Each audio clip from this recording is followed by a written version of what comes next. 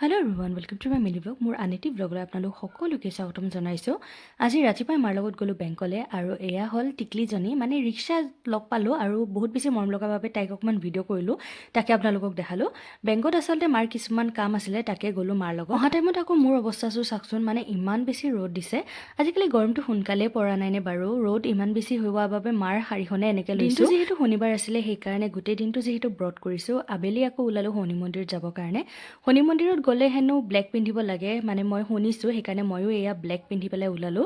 আৰু কিছুমান বস্তু আজিকালি ফোনত বহুত বেছি মানে আমাৰ হেল্প হয়, কিছুমান ফোনত বহুত বেছি পোৱা যায়, সেইকাৰণে কিছুমান নিয়ম নীতি মানে আজিকালি ফোনৰ পৰা চাই পেলাই শিকিছোঁ আৰু মানিবলৈ চেষ্টা কৰিছোঁ। কিছুমান মানুহৰ মই বুজি নাপাওঁ কিয় তেওঁলোকে ভগৱানক অকলে কিয় পাব খোজে বা নিজৰ সেৱাভাগ আগতে কিয় কৰিব খোজে, ঠেলা হেঁচা কৰি পেলাই মন্দিৰত কিয় যায় মই একদম বুজি নাপাওঁ। তেওঁলোকে শান্তিমতে কৰিলেওতো হৈ যায় পূজাভাগ, কিন্তু নহয়, তেওঁলোকে তেনেকুৱাই কৰিব। আজি এজনী আণ্টি ঠেলা হেঁচাকৈ সোমাই মোৰ আগত গ'ল সেৱাভাগ কৰিবলৈ আৰু তেওঁৰ চুণিখন মোৰ ধূপত লাগি পেলাই জ্বলিবলৈ ওলাইছিলে। মই দেখা বাবেহে মানে বাচি গ'ল।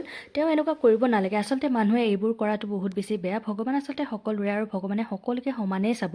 আগতে তেওঁ পূজা কৰিলে বুলি যে তেওঁক বেছিকৈ চাব সেইটো নহয়। মই এইবোৰ বস্তু একদম বেছি বেয়া পাওঁ আৰু আপোনালোকে কি কয় কমেণ্টত জনাব। চ' আজিলৈ ইমানেই, সকলোকে বাই।